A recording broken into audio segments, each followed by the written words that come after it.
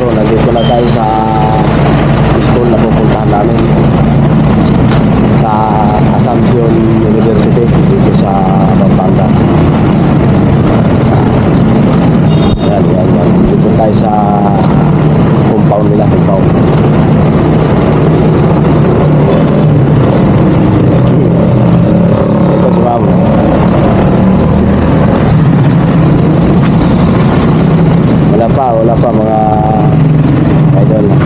Wala pa alas 8. Mamaya ma'am, tawag kami sa office. Wala kasing contact itong kasama ko eh. Nandito tayo sa compound nila. Dito yung ibababa namin dito na deliver. Yan. Marami. Ilang balik ito si Ludi, itong kasama ko na messenger, ulit to yung kasama ko si Ludi.